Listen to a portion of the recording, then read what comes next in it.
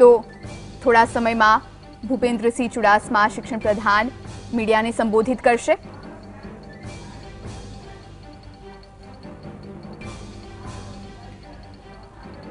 તો અંતે શિક્ષકોએ પોતાની પડતર માંગણીને લઈને જે હડતાળ એક દિવસીય હડતાળ કરી હતી તેને સમેટી લેવામાં આવી છે।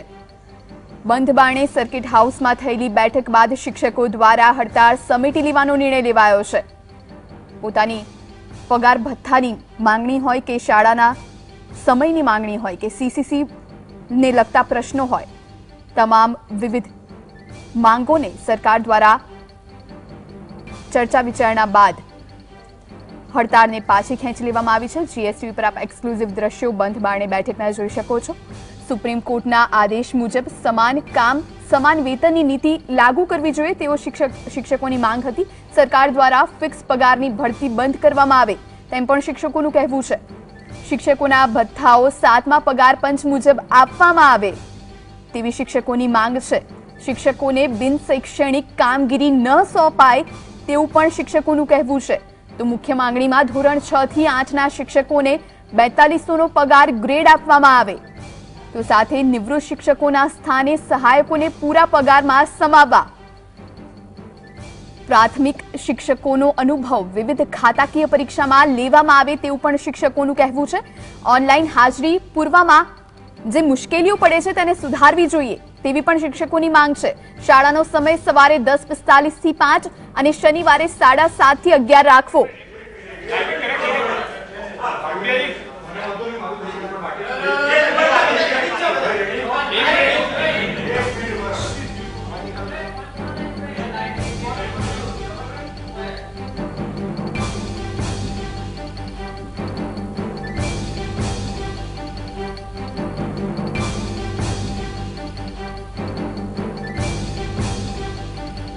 તો શિક્ષકોની હડતાળને અંતે સમેટી લેવામાં આવી છે। શિક્ષકોના મુખ્ય પ્રશ્નોનું નિરાકરણ કરવામાં આવશે તેવી સરકાર તરફથી ખાતરી આપવામાં આવી છે। ત્યારબાદ શિક્ષકો માની ગયા અને આ હડતાળને સમેટી લીધી છે।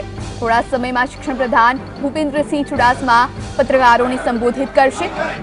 શિક્ષકોને બિન શૈક્ષણિક કામગીરી ન સોંપાય તો સાથે ધોરણ 6 થી 8ના શિક્ષકોને 4200નો પગાર ગ્રેડ આપવામાં આવે તેવી શિક્ષકોની માંગ હતી। નિવૃત્ત શિક્ષકોના સ્થાને સહાયકોને પૂરા પગારમાં સમાવવા જોઈએ તેવી પણ માંગ કરવામાં આવી હતી।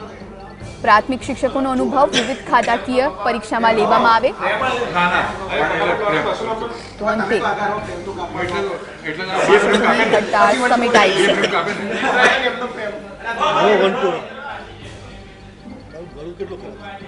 તો થોડા સમયમાં શિક્ષણ પ્રધાન ભૂપેન્દ્રસિંહ ચુડાસમા પત્રકારોને સંબોધિત કરશે અને વિવિધ પ્રશ્નોના જવાબ આપશે।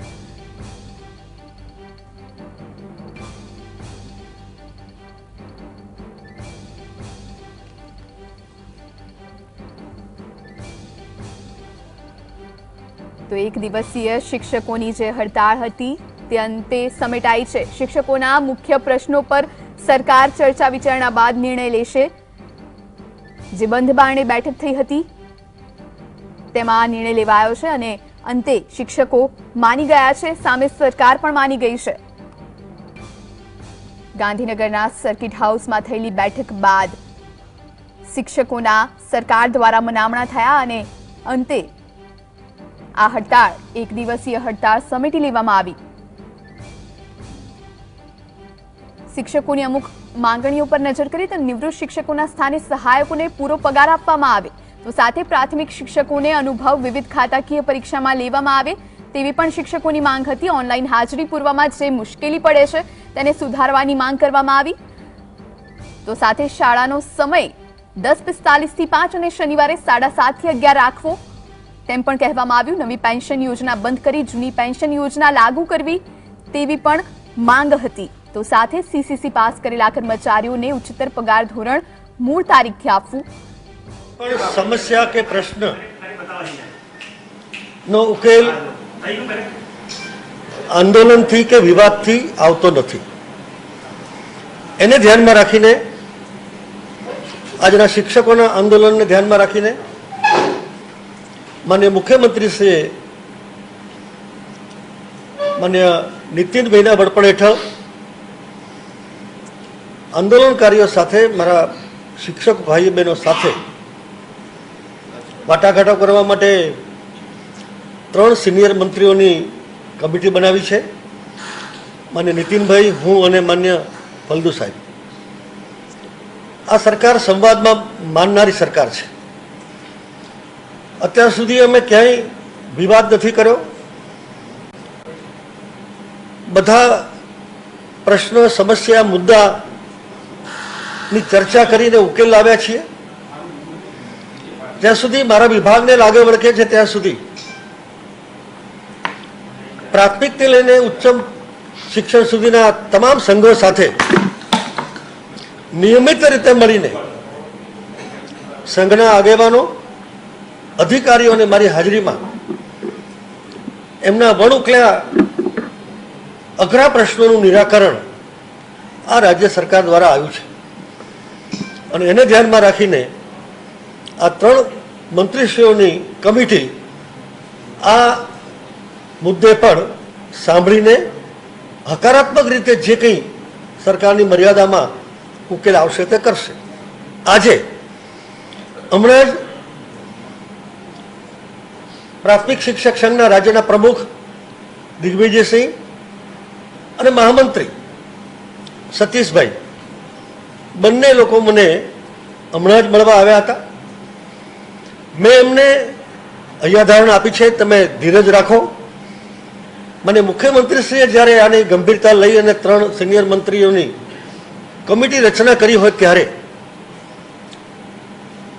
આવતા દિવસોની અંદર શિક્ષક સંઘના હોદ્દેદારો, મંત્રીશ્રીઓ અને અધિકારીઓની વચ્ચે બેઠક કરીને જે કંઈ હકારાત્મક રીતે ઉકેલ આવશે એ પ્રમાણે કરીશું. અત્યારની મિટિંગમાં આ વાત કરી છે. મને મારા શિક્ષક ભાઈ બહેનો ઉપર સંપૂર્ણ વિશ્વાસ છે. 2012થી અત્યાર સુધી ક્યારેય પ્રત્યક્ષ કે પરોક્ષ મેં એમને શિક્ષક ભાઈ બહેનો નથી કહ્યા, મારા પરિવારજનો કહ્યા છે. આ લાગણીનો અનુભવ મારા 2.25 લાખ પરિવારજનોએ પણ કર્યો છે. આ મુદ્દામાં પણ એ જ લાગણીથી એનો ઉકેલ લાવવાનો રાજ્ય સરકાર પ્રયાસ કરી રહી છે. ત્યારે કોંગ્રેસ આનો રાજકીય લાભ ઉઠાવવાનો મિથ્યા પ્રયત્ન કરી રહી છે. રાજકીય રોટલા શેકવાનું કોંગ્રેસ બંધ કરે. ભૂતકાળના પ્રશ્નો અને સમસ્યાનો ઉકેલ રાજ્ય સરકાર દ્વારા જ આવ્યું છે.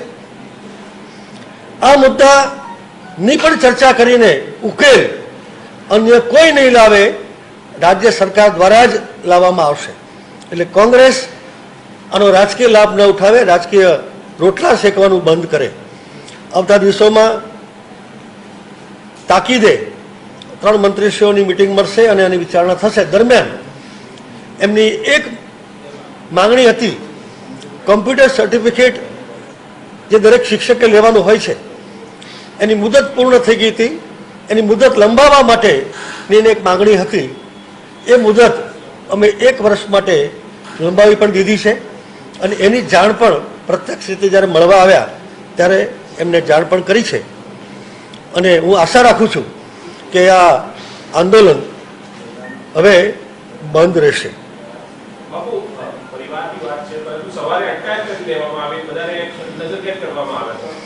એ કાયદો અને વ્યવસ્થા જાળવવાનું કામ ગૃહ વિભાગનું છે.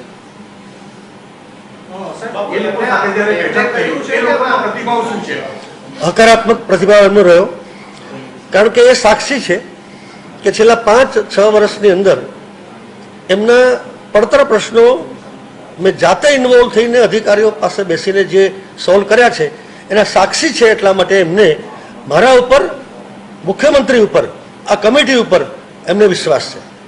જે પ્રકારે વાત થઈ, હવે પછી એ લોકો ગાંધીનગરથી ક્યારે રવાના થશે? કારણ કે એ લોકો આવી ચૂક્યા છે. સાથે સાથે બીજી વસ્તુ કે હવે પછીની બેઠક ક્યારે મળશે? હવે એમને ક્યારે જવું હોય તો એમણે નક્કી કરવાનું છે.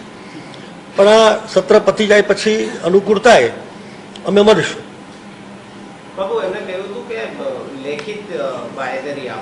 આટલી જલ્દી આટલા મોટા પ્રશ્નોની એવી રીતે વિશ્વાસ રાખવો જોઈએ, ધીરજ રાખવી જોઈએ. અને ધીરજ એટલા માટે અને વિશ્વાસ એટલા માટે રાખવો જોઈએ કે ભૂતકાળમાં મેં જ એમના બધા પ્રશ્નોનો ઉકેલ કર્યો છે, એટલે એમને પણ વિશ્વાસ રાખવાનું કારણ છે. શિક્ષક સંઘ તરફથી કોઈ અધિકારી રીતે જાહેરાત કરવામાં આવી છે આપની હાજરીમાં કે આંદોલન સમેટાયું? મને 3 લોકો જ મળવા માટે આવેલા, મને મળીને મારી પાસે સંતોષ વ્યક્ત કરીને ગયા છે. શું વાત છે? મેં કહી દીધી તો મોડા પડે.